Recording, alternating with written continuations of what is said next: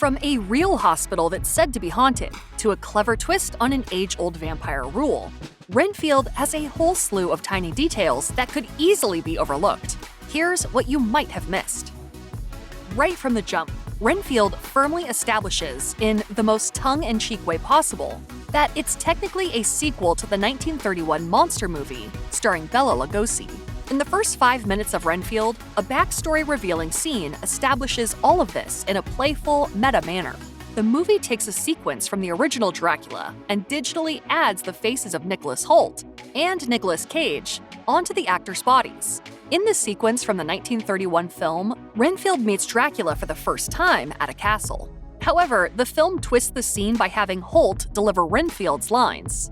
Then there's Cage, who as Dracula literally takes the words right out of Lugosi's mouth. I am Dracula. Renfield production designer Alec Hammond alluded to the scene while speaking to Joe Blow. He told the outlet, "We're actually using some direct references to the original Universal horror movie. We definitely use some of those frames. So even if you'd never seen the 1931 Dracula movie, if you've never seen Bela Lugosi, you will understand." These days, one of the easiest punchlines is ska, a horn-driven style of music that originated in Jamaica. In Renfield, an entire running gag is devoted to poking fun of ska music and its fans. One way the film does this is through a costuming detail that's easy to miss. Early on in the movie, there's a scene where a woman who's attending a support group describes her abusive, drug-dealing boyfriend. Despite all the terrible things he's done, however, the woman claims that the worst thing about him is the fact that he's a ska fan. The very next scene shows a group of 3 guys in a warehouse that's filled with cocaine.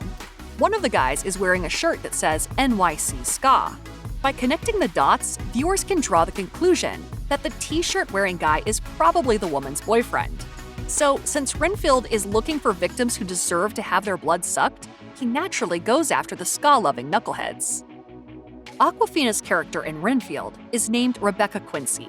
Quincy is a police officer with a big heart and a dark past, so she shares a common bond with Renfield, particularly in their mission to take on the Lobo crime family. Ultimately, Quincy's friendship with Renfield helps him see the error of his ways in his dealings with Dracula. I work for Dracula. Count Dracula? However, a little Easter egg that only the most hardcore Dracula fans might get is that the name Quincy is actually used in Bram Stoker's original 1897 novel. In the book, there is a character named Quincy Morris.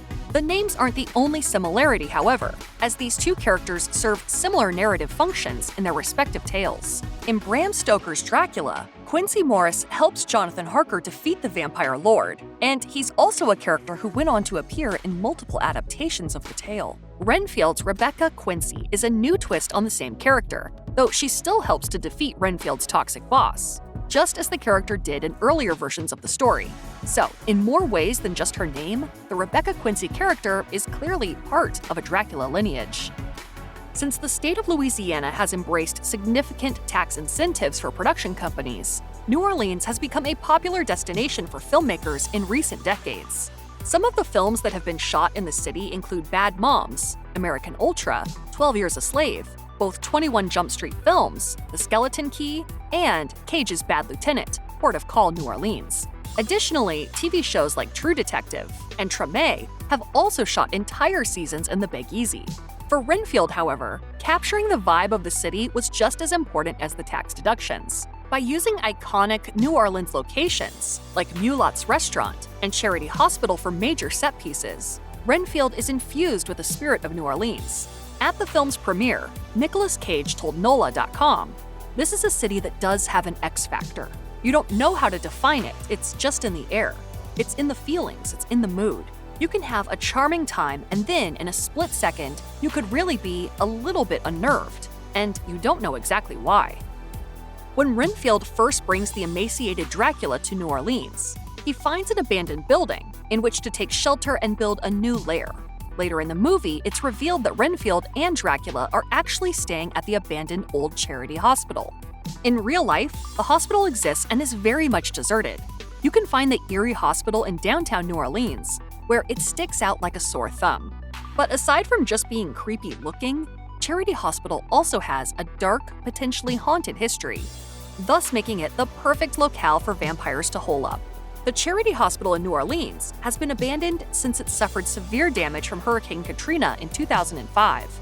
Years back, a photo of lights shining from the windows of the hospital went viral. This had some locals and online theorists convinced that there were spirits present. While no one can be certain whether ghosts exist in the building, this mystery at least had a rational solution. An investigation led police to discover that the source was a pile of 2x4s wrapped in lights.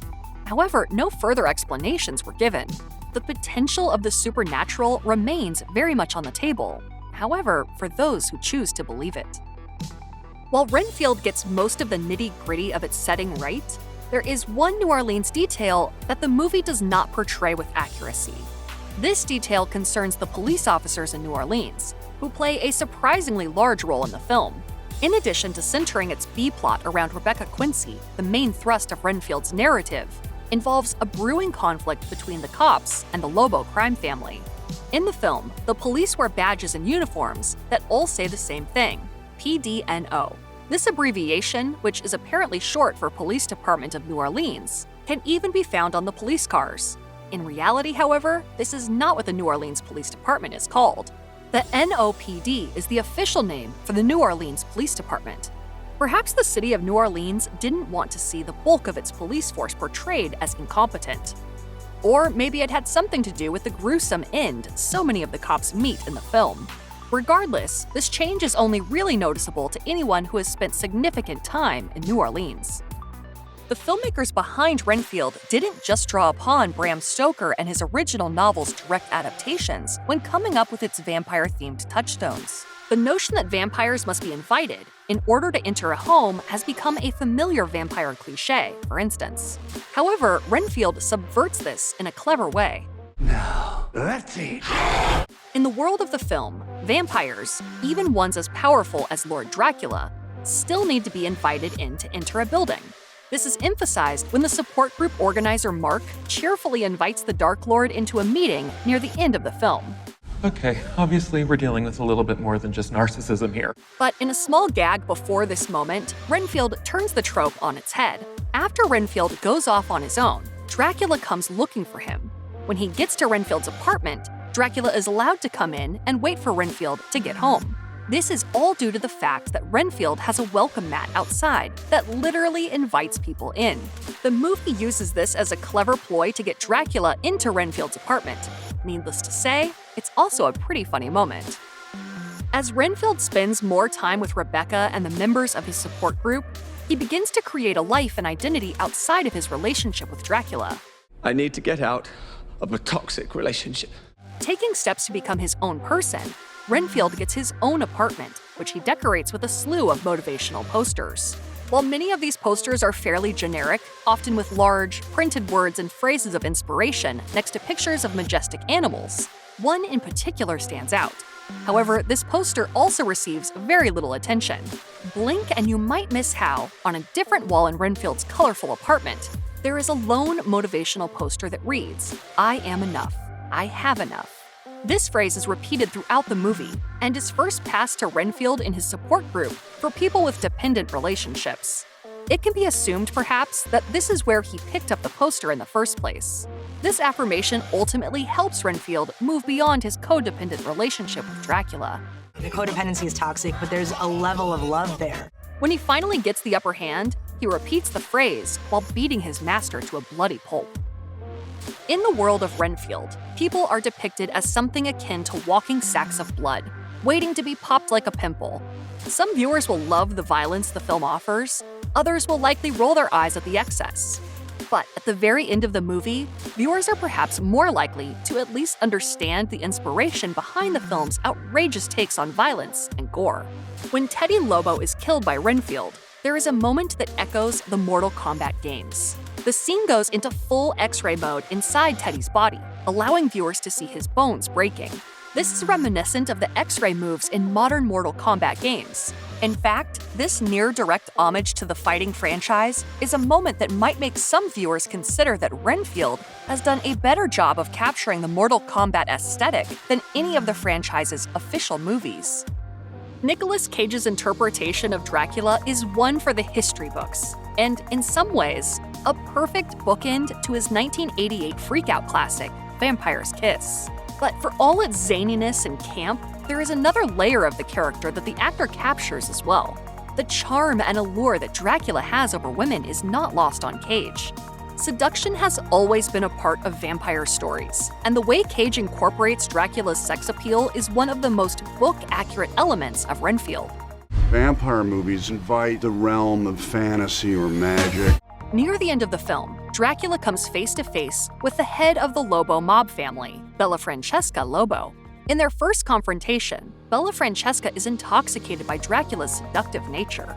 Dracula uses these powers to his advantage, seducing Bella Francesca and winning her affections just long enough to let him take over the Lobo clan. In the film's final shot, Renfield once again pays direct homage to 1931's Dracula. Before the credits begin, there is one final stinger that Dracula fans will definitely recognize. After the action has wrapped up, the movie cuts to a title card. The title Renfield appears in the same font used in the original film. The title logo also pays homage to the colorized posters, featuring a yellow typeface with red highlights. The striking image is an effective way to bring the tongue-in-cheek love letter to Dracula, that is Renfield, to a close. The end credits continue his throwback in a stylish manner that keeps Renfield humble by acknowledging the legacy from which it was born.